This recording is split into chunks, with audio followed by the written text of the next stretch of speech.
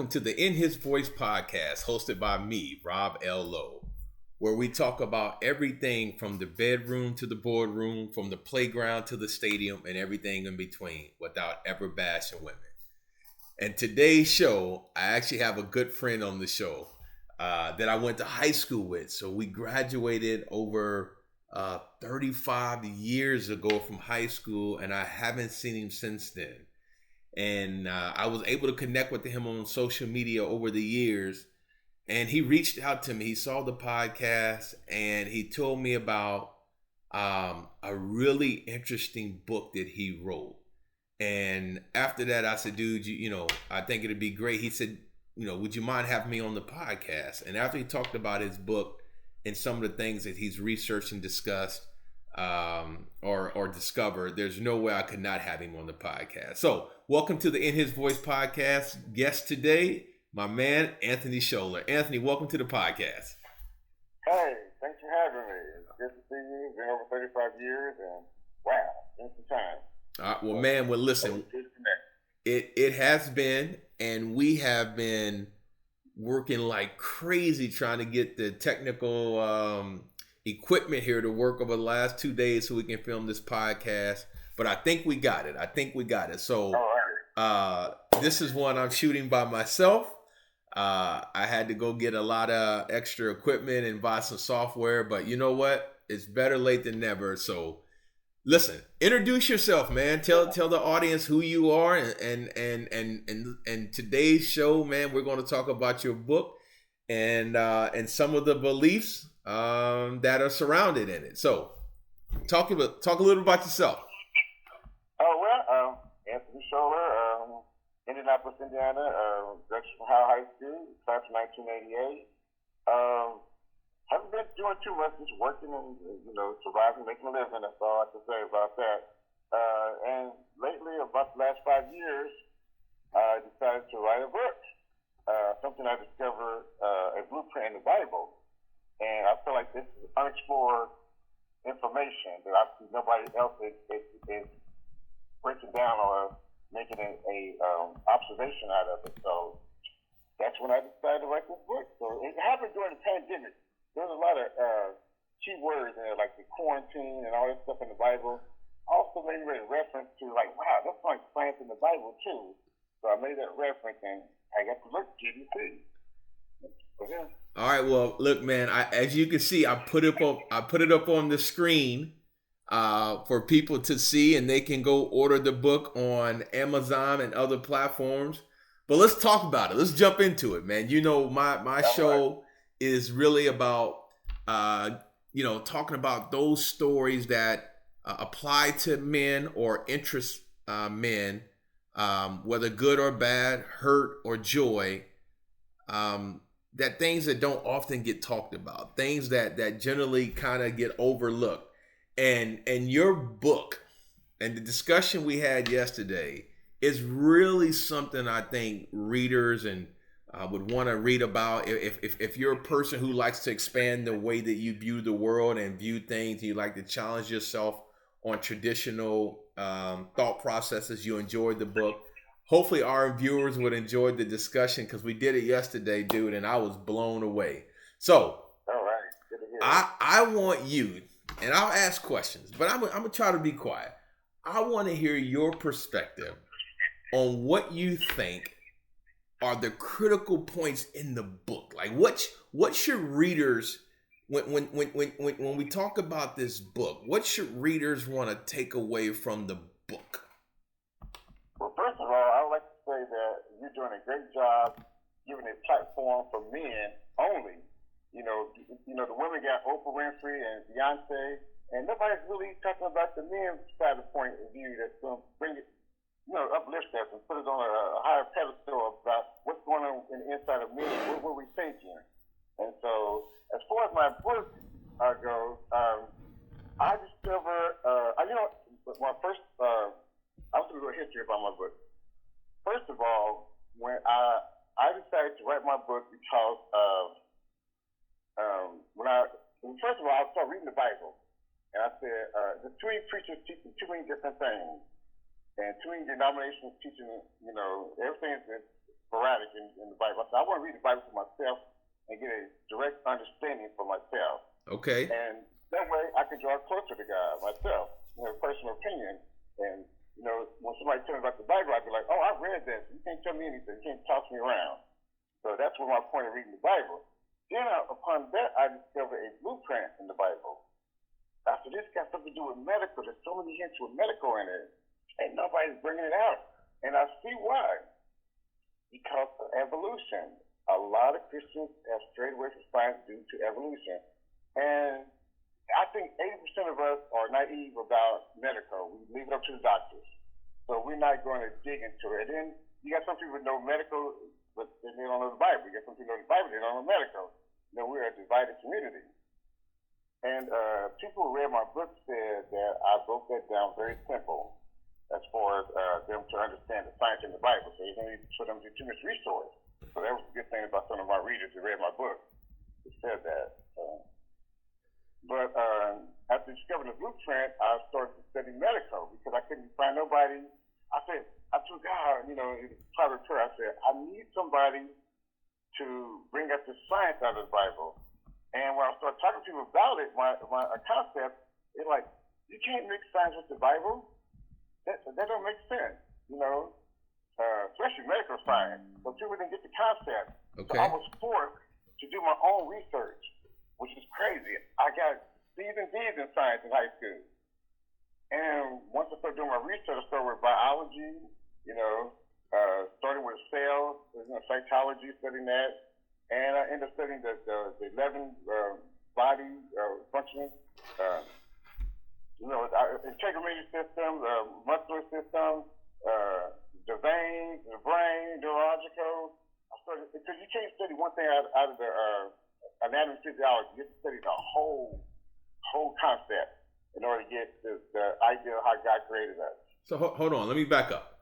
So you had this ideal because you are rooted in a strong belief or a strong desire to understand what's in the Bible, right? So that was the drive.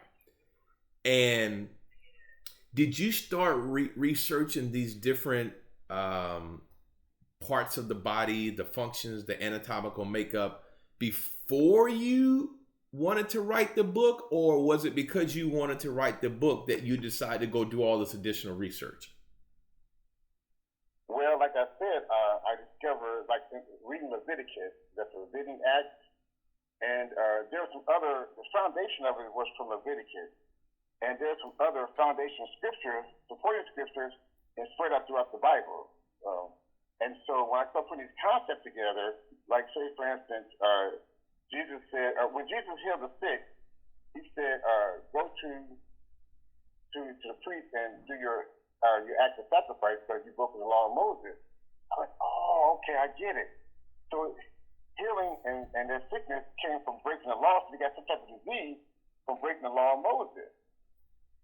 So, and then there's another scripture that says, flee from fornication because you got sins from external bodies, which I call it the 10 Commandments, internal bodies. So sin, fornication is a sin against your own body. So it causes different diseases. So God was preparing us for STDs, which manifests us saying that we're going to connect with STDs, different infectious diseases. And so God gave us the do's and don'ts because we can see the microscopic things invisible to the human eye.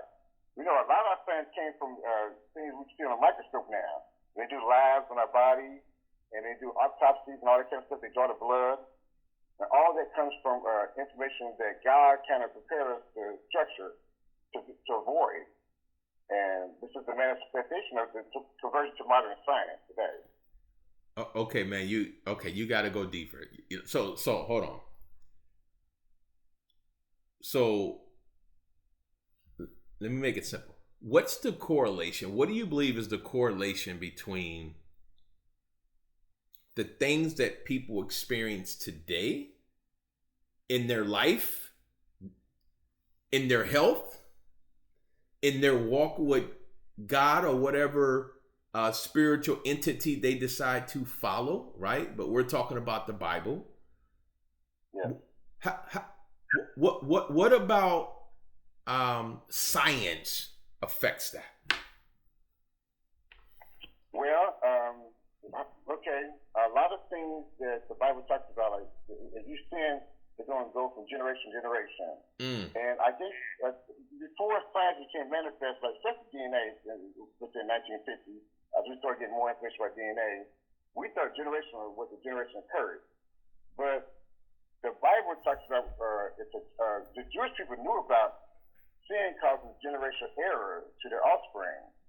And so a lot of our diseases today are congenitive and degenerative or onset. A lot of it comes from past family history of them doing some type of error. Maybe you may have a family member, that may have sex with a bestiality, bestiality. All that affects the blood, and all that can come. And maybe they eat raw meat, something. All that is called, which is forbidden in the Bible, because it affects the blood. So anything the Bible in Leviticus says, if you do these things, you will put to death. So having anal sex or prostitution or adultery, all of them have a scientific indication that these are disease positive actions. And so when you can convert that in today's time, it's the manifestation of STD. A lot of people wasn't living past, life expectancy back in 1900 wasn't past 57 years old. So that's why they made Social Security 65, because people weren't living that long. Wow. But people were dying of a lot of bacterial infections during that time. And it was amazing that antibiotics came out in 1940. Yeah. And so life expectancy became much longer. And I heard about the military knowing that, hey, it's a cure for disease now. They start having sex overseas with them. They had antibiotics to cure them. And then, I feel like gay pride became what it is today due to the fact that we got stuff to cure a lot of stuff. A lot of our sin that became manifest today is because the liberation of it has come because of modern medicine.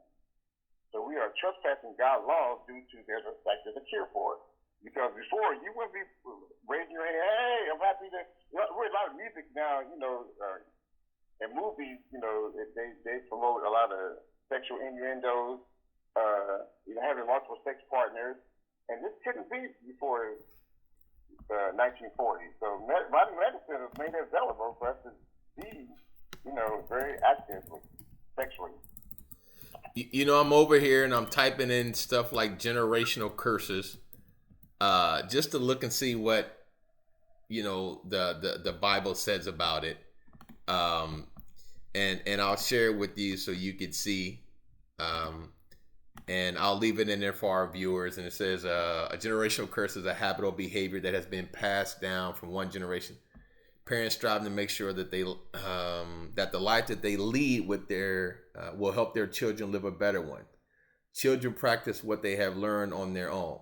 And so we tend to think generational curses are only in actions, right? We tend to think generation. Yeah, kind of, yeah. Yeah, we tend to think generational curses are only in actions, right? We don't often think about generation curses manifest themselves or showing up in our physical ailments, right? Our makeup, our DNA. Yeah. And so what you're saying is you're not disputing that generational curses show up in how we act, right? But what I think you're trying to say is that in addition to that, generational curses show up in our health, right? Yeah, right? Sure. Go ahead. Over 4,000 years. Over 4,000 years, it was given to us by the Bible. That recessive and dominant genes comes from the error. Once Jesus had a quote in scripture when he was healing a sick person. Some guy asked him, did his parents sin or was it something that he done? And Jesus said neither. Just showed that it could have been something accidental. That's the only thing I can think of that avoids generational sin. He could have had an accident where he got blind. He wasn't born with it. Or his parents didn't do anything. But they knew, the Jewish people knew about sin causes hereditary diseases. And so now modern science named it recessive and dominant genes. And so when those things get passed down, like with sickle cell, You know, it could be some error from some animal contact. It could be something. A lot of zoonotic diseases can be a problem. So, so it passes down like that from generation to generation. So a lot of our diseases, I call it a mutation of human species. It means the perfection of Jesus, the perfection of Adam and Eve. We are a mutated species from them due to sin. We're gravitated away from perfection. So a lot of stuff is going on. You can project it through the blood. That these things, God saw this from far off. That this is kind of diseases and sickness we're gonna have in the last days. Wow. What type of, you mentioned earlier, like people like, you can't say that. What type of pushback, resistance have you got? And then also, what type of support have you got since the book has been out? Oh, you know what? A lot of people think that science is complex and that religions shouldn't mix together. And one person told me that after they read my book, they became a super fan. It seemed like it. They're like, you're one of a kind of person that has done this. Nobody has ever decided to do this. It's going to set you apart from any other person teaching Christianity.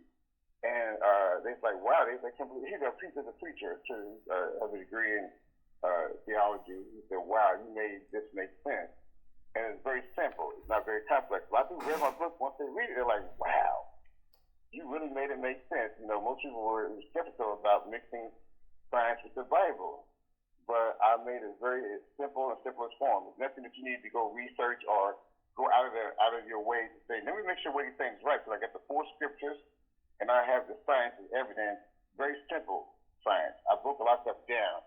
But medical is very complex. It just has to be broken down into simpler form, like fractions. I call it like breaking down like fractions, you know. It can be broken down in simpler form. So that's what my book is. It's not necessarily complex. It flows very smoothly, and you're able to comprehend very easily. Anybody from any grade level, so any educational background, you can get the concept of it very easily. So that's what they like about my book. Man, I was sitting here researching because I don't know, and I was trying to see, the concept of Scientology, and to see if what you're saying lines up. But it says the core beliefs hold that a human is an immortal spiritual being, a deity, right?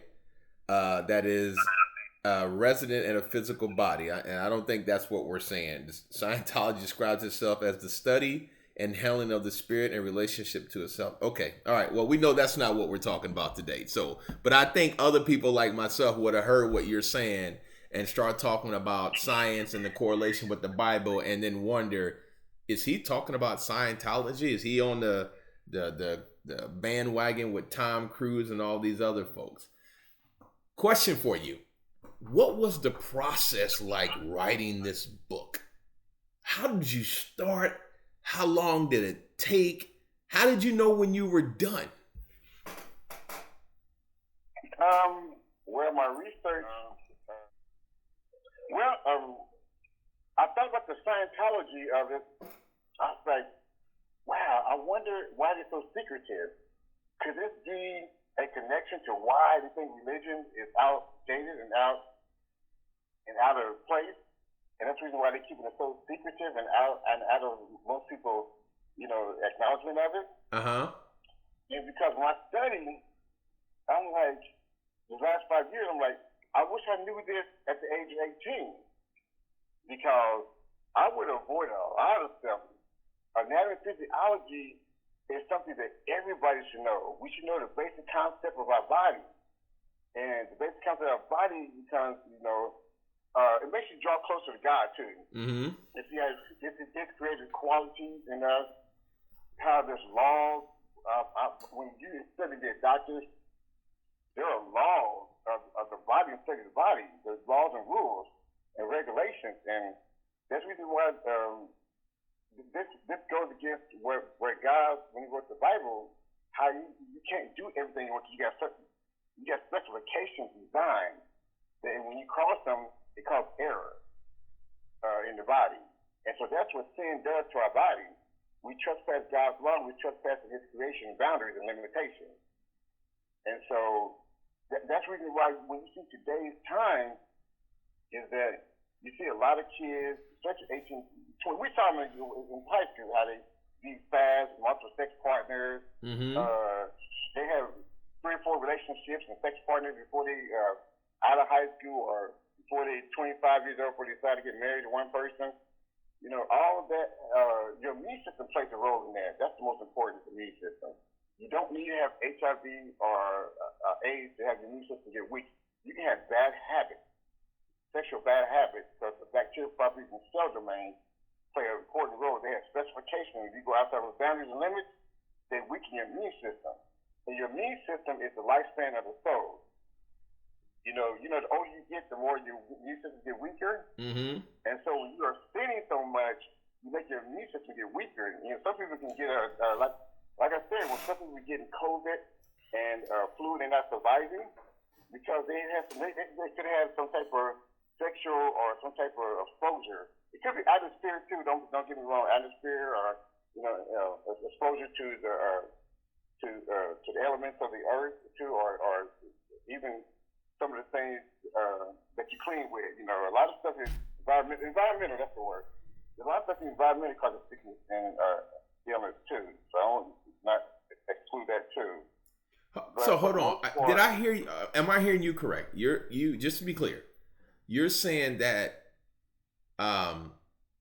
some diseases that people acquire in their life, we attribute some to environmental issues, right?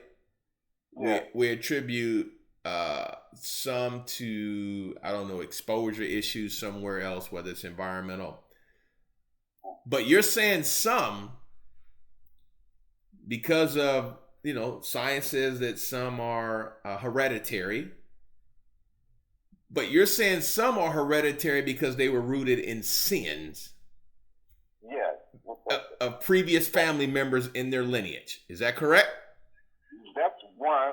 Some is onset. The onset is that when you have a sexual behavior that's like you're committing adultery, fornication, multiple sex partners, your interactions with sex, where you having, there's a lot of bacteria that we spread around throughout the body. That's how we get our sexual diseases.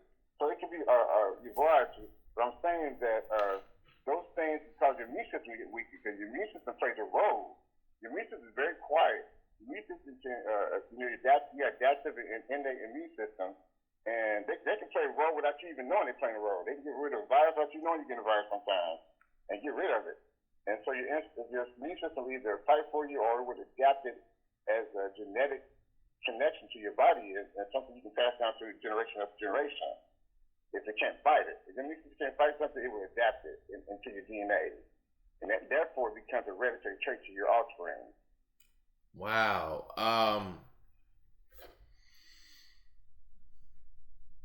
And it's not necessarily well, let me say it's the only way that the sin is passed through the bloodline or is acquired into the bloodline is through sex. Are you saying that the only way the person attracts sin, or how am I trying to say? The only way a person can pass down sin in their bloodline is because they acquired the sin through some type of sexual contact. Or That's one. Okay.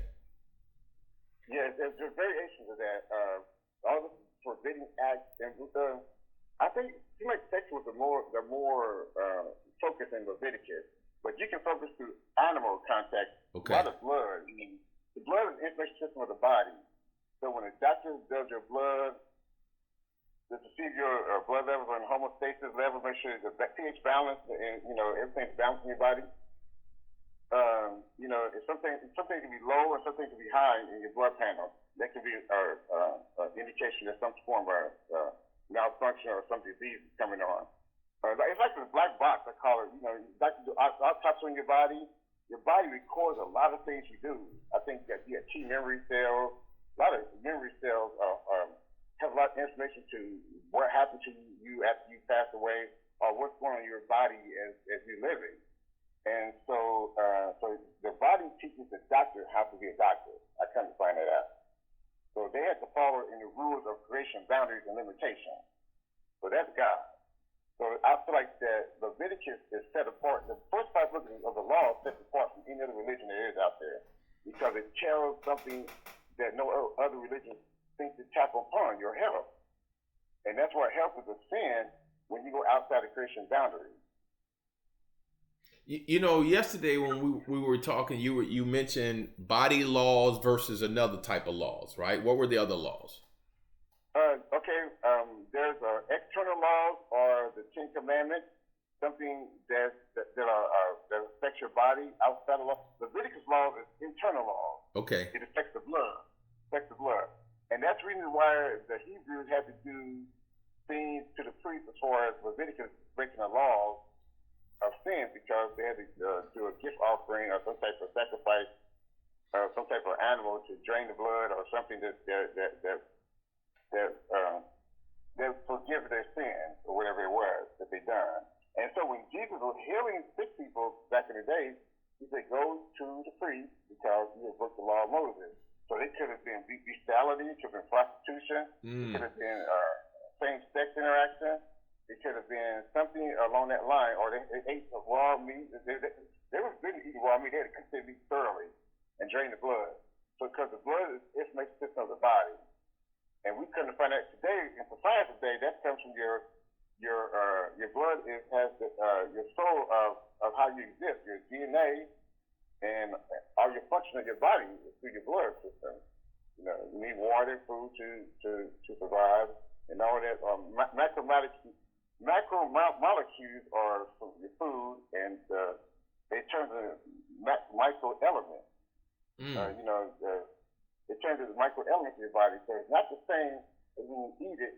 The body converts it to something of a chemical nature. To the point where, like I said, when people do a bit of forbidding things with semen, after it becomes an element, it's not the same as a protein that you can ingest as if you can ingest protein to make it. It becomes an element. And so they had, like, science laws come into play after you, that's why semen is forbidden. If it gets on your clothes, you got to wash it. If it gets on your skin, you got to wash it. It made that in Leviticus 15 that sin was unclean after it comes out. After procreation. You know, if you're not using it for procreation, it becomes an element of disease-causing agent. It's interesting you say that, right? I've never heard that, but it makes sense. It makes sense. So you're saying in Leviticus, the Bible says that, does it say specifically semen, or we're saying in this case, semen, when it is not used in the sense of procreation, which is what it's designed for, if it gets anywhere outside of that, it is unclean, and it becomes an element potentially for sickness, disease, something like that, right? Exactly. And hold on, I'm gonna pause because I like what you're saying. I've never heard it, but semen by nature contains sperm, and sperms automatically know how to swim to go find the egg. That's what they're trained to do. So when they're not in that environment, it doesn't make sense to them. Like, what are they supposed to do? Like, they're trained to go. And so now I'm gonna come back and say, okay, so when semen, you talked about protein.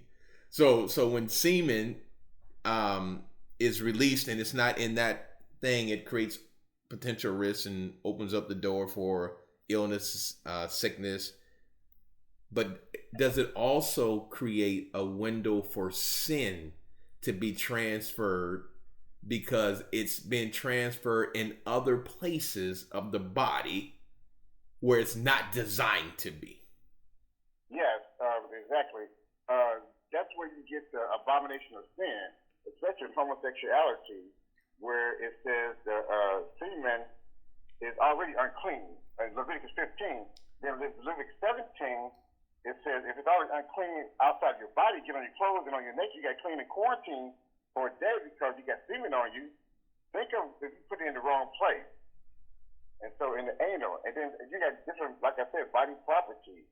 You got different bacteria properties in your body that forbid. And that applies to men and women, right? We're not just singling out gay men. We're talking about if that happens and that's where it's put, then and from what you study and understand, that creates the risk for sowing sin and also potential health risk, but sowing sin because it is used outside of what God intended it for.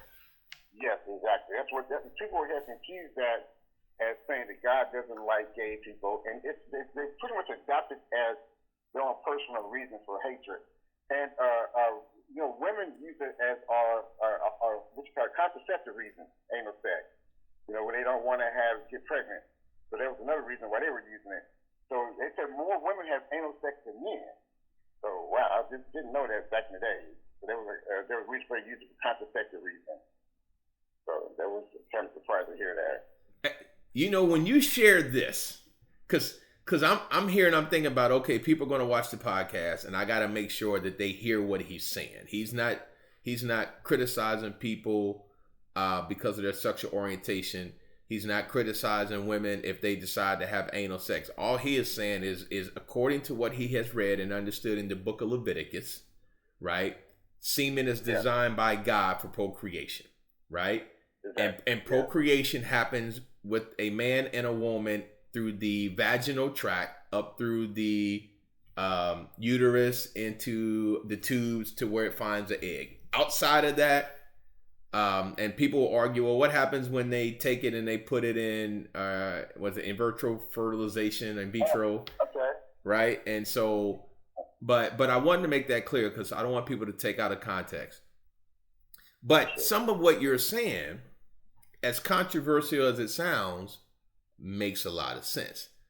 What I want you to expound on is, man, this ideal that if semen or other blood, whatever other parts of the body that exposes fluids are absorbed in places where they shouldn't be, or in people they shouldn't be, right? So, and I'll go. So, kissing someone you shouldn't kiss, right? You're exchanging saliva, you're exchanging fluids, you're exchanging DNA. Does that also create the risk of putting sin into the body that can be passed down now through your DNA and through your bloodline for lineages for future family members? Well, you have bacterial properties, and your cells, you have 40 trillion cells, they have specifications. They are designed to do special things. And like I said, when they go out of their means by cross-contamination, some interaction that we do cause those cells to go out of their place, cause the bacteria to be out of place, and more so your immune system get involved. So kissing multiple people, that's why marriage is so important, because your immune system gets activated with that person's body. Just like COVID. When everybody had COVID in your household, everybody was immune to each other. But when you go outside of that, it would chance you could spread that immune system to your COVID to other people. But inside you, there's a possibility that you could more be okay with it, because your immune system is activated with, just like a baby. A baby can be immune to everybody in the house. So as soon as another baby comes over from outside, all of a sudden they get sick. So your immune system is very important. I mean, you got several different immune cells, innate and adaptive immune system. And I would say for procreation, a woman's body gets acclimated with her husband, and they become one flesh, because their immune system becomes unique to each other as far as being adapted to each other. And so that's why a woman's immune system takes in 90% of the sperm before it takes one egg to make a baby. Mm-hmm. And so where I get that from is in the Bible when it says when you have sex with a prostitute, you become one flesh with her. And so and then it goes with one flesh with the marriage person. So when you dissect the information compared to science, you get the reason what God is saying. So the Bible has a lot of science indication where we have to do our research on our own and connect the dots. And that's the reason why we get our sin and our microbiology all the stuff that was invisible to the eye is now manifest today. If we correlate it together and merge that information together, we get a reason why God said the do's and the don'ts. Not because of principle, or not because he said so, but because there's action potentials behind it. If a person or persons inherit generational curses, either in the form of, well, I think I'm going to say, I got to approach this in two parts. Can a person who inherited generational traits to commit sin because of the acts of their forefathers or foremothers, and it was passed down through bloodlines, right?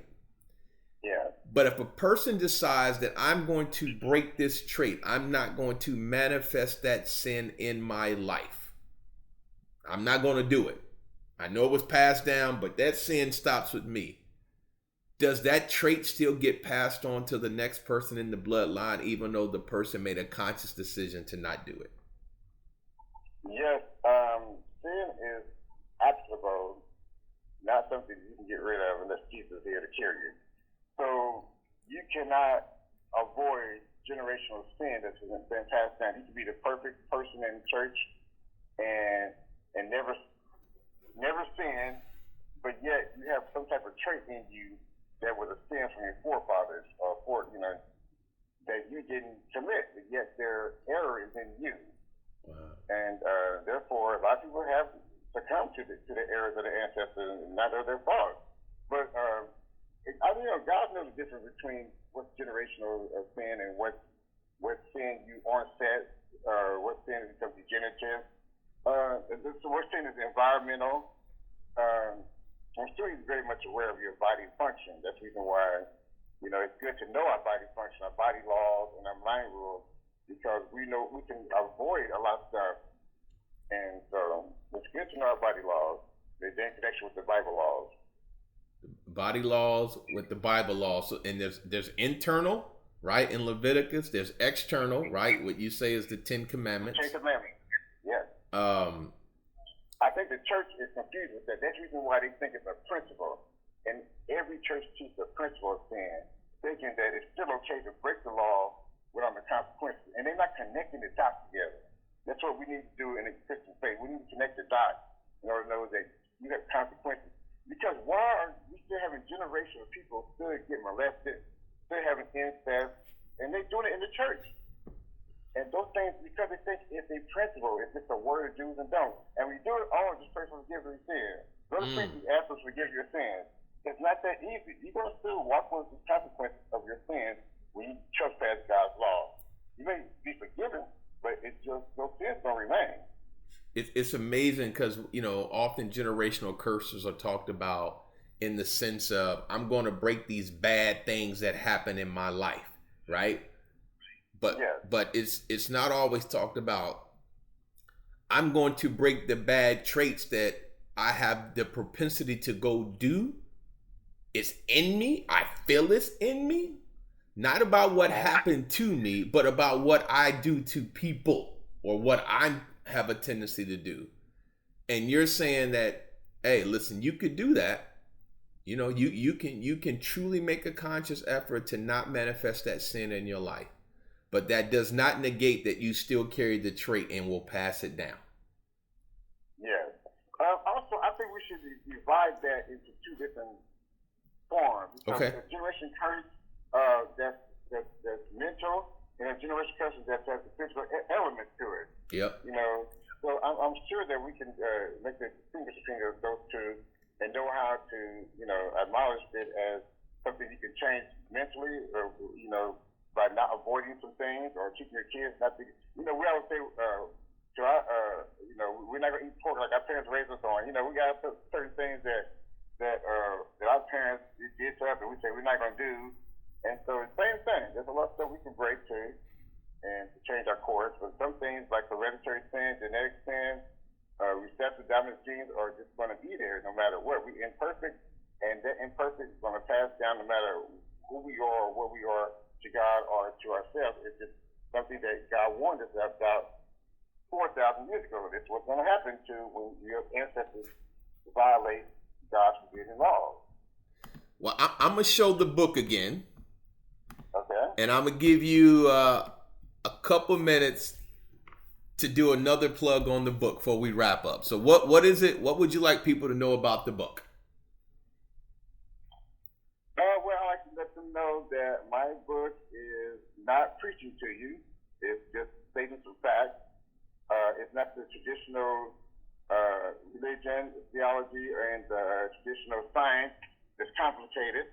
It's something that I made very logical and very concise and very easy to understand. So it's information. I call it planting a new information. It's something that church is not discussing, certain things that science is not discussing, and that once we put these two together, we can really make a difference in the life, especially of our youth and our virgins. They're able to have tools and equipment to make, effective change as far as before they start having sex. So they know all the laws and rules of God. They know how it's evidence backed up in science.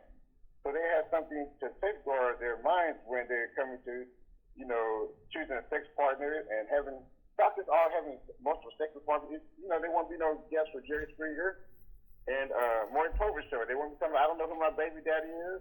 I don't know who I had sex with. I don't know. Forgot. A lot of stuff that we're doing. I'm cheating. Hurt. Cheating on people and committing adultery, fornication. It hurts. And a lot of people emotional feelings that we're going through.